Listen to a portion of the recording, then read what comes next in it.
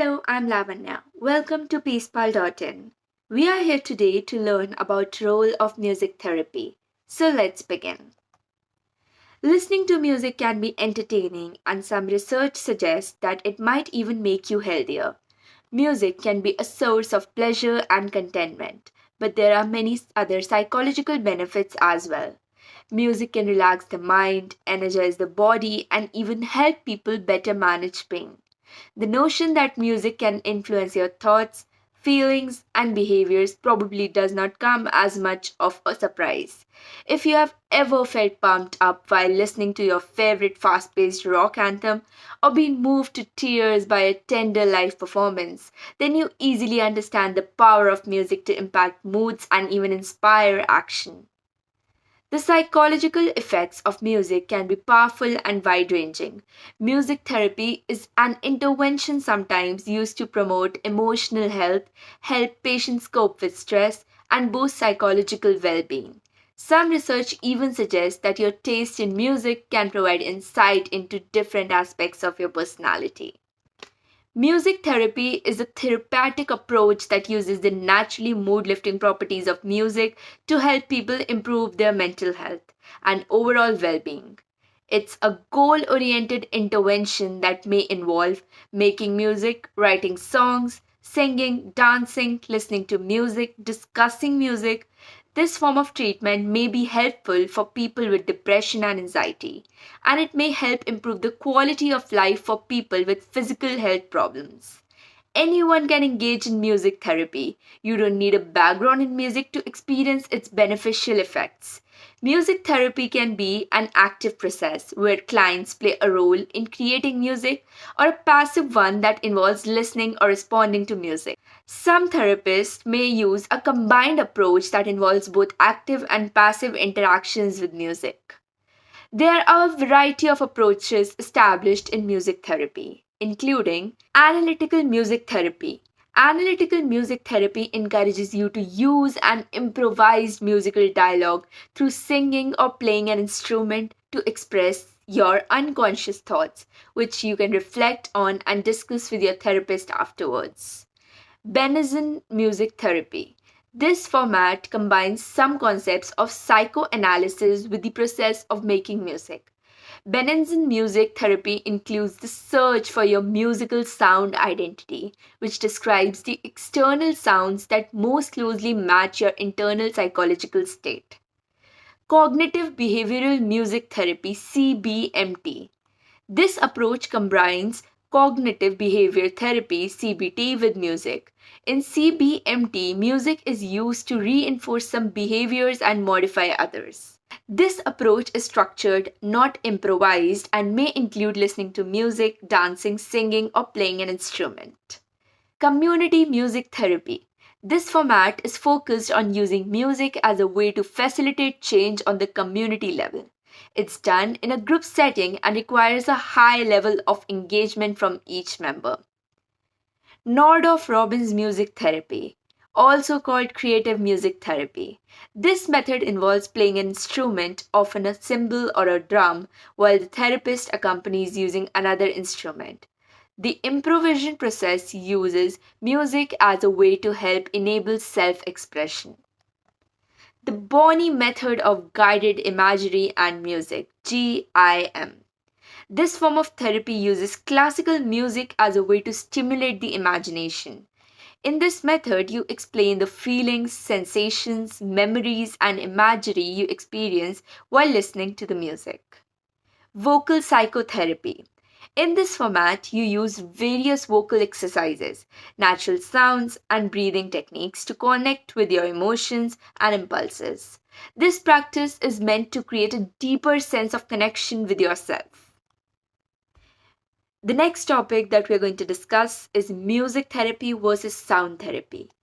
Music therapy and sound therapy or sound healing are distinctive, and each approach has its own goals, protocols, and settings.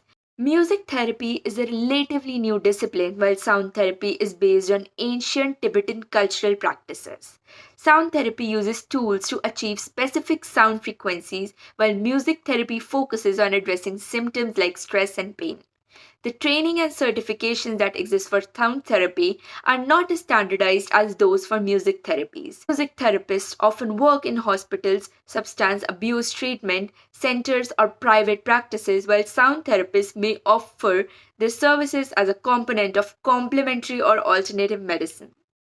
Benefits of music therapy.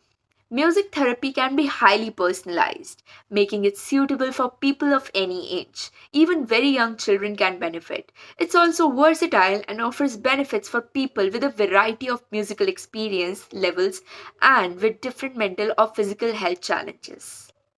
Engaging with music can activate regions of the brain that influence things like memory, emotions, movements, sensory relay, some involuntary functions, decision making, and reward.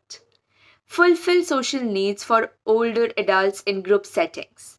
Lower heart rates, blood pressure, relax muscle tension, release endorphins, relieve stress and encourage feelings of calm, strengthens motor skills and improve communication for children and young adults who have developmental and or learning disabilities. Research has also shown that music can have a powerful effect on people with dementia and Research has also shown that music can have a powerful effect on people with dementia and other memory related disorders. Overall, music therapy can increase positive feelings like calmness, euphoria, confidence and empowerment, emotional intimacy, etc.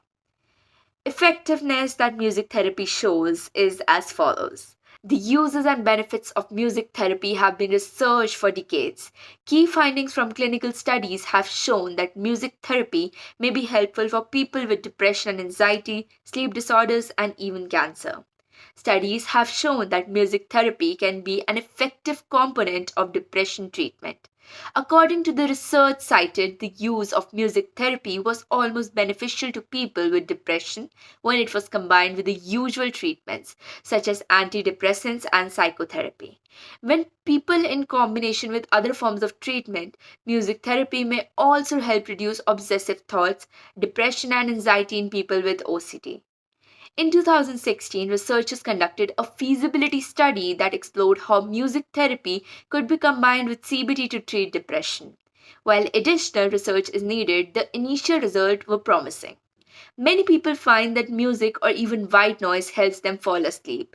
Research has shown that music therapy may be helpful for people with sleep disorder or insomnia as a symptom of depression. Compared to pharmaceuticals and other commonly prescribed treatments for sleep disorders, music is less invasive, more affordable, and something a person can do on their own to self manage their conditions. Music therapy also helps in pain management. Music has been explored as a potential strategy for acute and chronic pain management in all age groups. Research has shown that listening to music when healing from surgery or an injury, for example, may help both kids and adults cope with physical pain. On its own, music therapy may not constitute adequate treatment for medical conditions, including mental health disorders. However, when combined with medication, psychotherapy, and other interventions, it may be a valuable component of a treatment plan. If you have difficulty hearing, wear a hearing aid, or have a hearing implant, you should talk with your audiologist before undergoing music therapy to ensure that it's safe for you. Similarly, music therapy that incorporates movements or dancing may not be good fit if you are experiencing pain, illness, injury, or a physical condition that makes it difficult to exercise. You'll also want to check your health insurance benefits prior to starting your music therapy. Your sessions may be covered or reimbursed under your plan, but you may need to referral from your doctor. Our next topic for today is music to motivate and facilitate. Firstly, music to motivate. This is a fairly intuitive concept for anyone who enjoys music. Adding a musical component to a task generally increases motivation. Think of exercising and result in it increased attention, improved mood, longevity, and therefore increased skill acquisition. This is no exception when working with children. For many children, music is an attractive experience and can help them be more excited about learning, moving, talking, and interacting with their peers. Think about it. Singing the ABCs is a way more fun and effective way to learn than just saying them, right? There is something about music and the way it affects our whole system and emotions that can make almost anything more enjoyable, and music therapy is the way to tap into the therapeutic concept. Next is music to facilitate. The other reason why music works is because it can actually facilitate, that is, to make something easier to help or cause an action. Unlike motivation, the facilitator factor is not quite as intuitive as well understood.